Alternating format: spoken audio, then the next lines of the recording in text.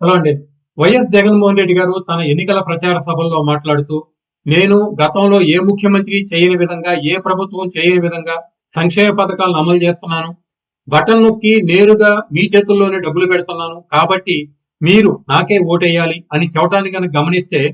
ఒకటి జగన్మోహన్ రెడ్డి గారు పచ్చి అబద్ధాన్ని నిస్సిగ్గుగా పదే పదే పబ్లిక్‌గా ప్రజల ముందు మాట్లాడుతున్నారు అని మనం గమనించుకోవాలి. రెండవది ఆంధ్రప్రదేశ్ ప్రజలకి, భవిష్యత్ తరాలకి తీరని అన్యాయం, ద్రోహం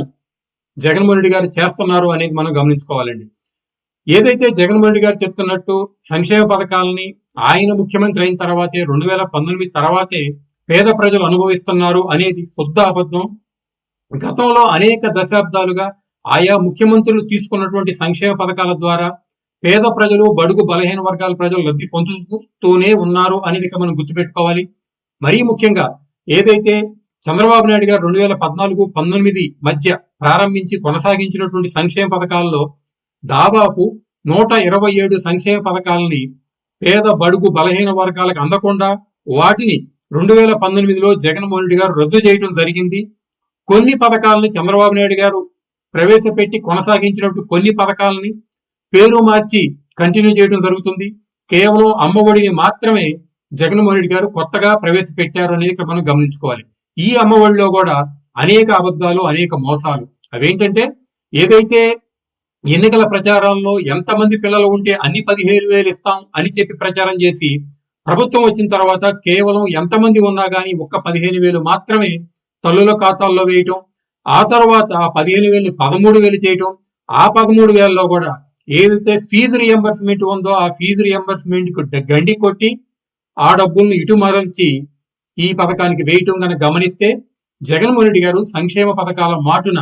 ఎన్ని అబద్ధాలు ఈయనే చేసినట్టు, ఈయనే సంక్షేమ పథకాలను బిగించేసినట్టు, ఇక ప్రజలకి ఈయన లేకపోతే సంక్షేమ పథకాలు ఎవరు అమలు చేయరు అన్నట్టు చెప్తుంటే ఇది పచ్చి అబద్ధం అని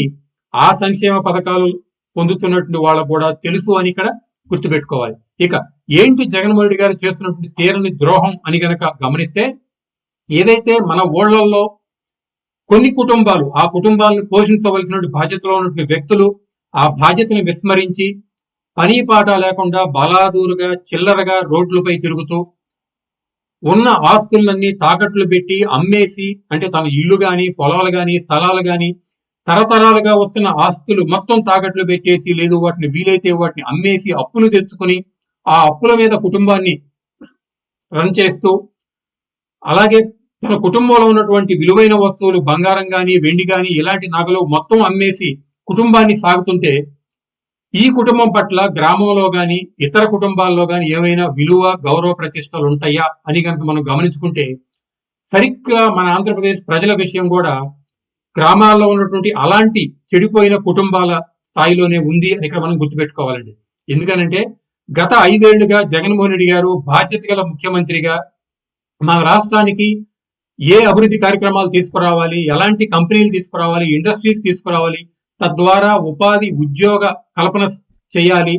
ఆ ఇండస్ట్రీస్ ఇక్కడికి రావడం ద్వారా ట్యాక్స్ రూపంలో రాష్ట్రానికి ఆదాయం తీసుకురావాలి, ఆ ఆదాయ మార్గాలు అన్వేషించి ఆ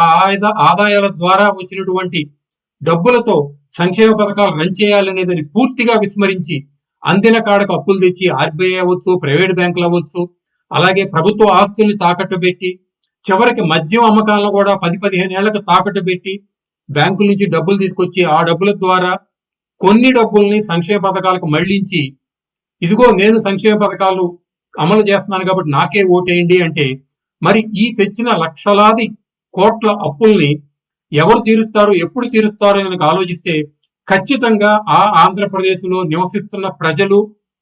అధిక రేట్ల ద్వారా అయినా కానీ, లేదు అధిక పన్నుల ద్వారా అయినా కానీ తీర్చవలసిందే అని కనుక గమనిస్తే ఖచ్చితంగా జగన్మోహన్ రెడ్డి గారు చేస్తున్నటువంటి ఈ అప్పుల కార్యక్రమం ఏదైతే ఉందో ఇది ఆంధ్రప్రదేశ్ ప్రజల్ని, రాబోయే తరాల్ని తీవ్ర ఇబ్బందిలోకి నెడుతుంది అని మాత్రం గుర్తుపెట్టుకోవాలి. మరి చంద్రబాబు నాయుడు గారినే గమనిస్తే ఆయన ఎప్పుడు ముఖ్యమంత్రి ఉన్నా గానీ అభివృద్ధి, సంక్షేమం రెండు జోడెద్దుల బండిలాగా చేస్తూ అభివృద్ధి చేస్తూ ఆ అభివృద్ధి ఫలాలని సంక్షేమం ద్వారా ప్రజలకు పంచుతారు. ఆ సంక్షేమ పథకాలను కూడా ప్రజలకు పంచి ఆ సంక్షేమ పథకాల లబ్ధిదారులు ఎవరైతే ఉన్నారో వాళ్ళు తమ కాళ్ళ మీద తాము నిలబడే విధంగా ఉపాధి కల్పించడం, ఆ ఉపాధి ద్వారా తమ కుటుంబాన్ని పోషించుకుని ఎంతో కొంత డబ్బులు సేవ్ చేసుకుని వాళ్ళ కుటుంబాలు ఆర్థికంగా నిలదొక్కునే విధంగా చేయటం చంద్రబాబు నాయుడు గారు చేస్తున్నట్టు పని. మరి ఈ రెండిట్లో తీసుకుంటే కేవలం అప్పుల మీదే రాష్ట్రాన్ని నడిపే జగన్మోహన్ రెడ్డి గారు కావాలా, అభివృద్ధి సంక్షేమాన్ని చోడెద్దుల బండిగా తీసుకువెళ్ళేట్టు చంద్రబాబు నాయుడు గారు కావాలా అనేది ప్రజలే నిర్ణయించుకోవాలి.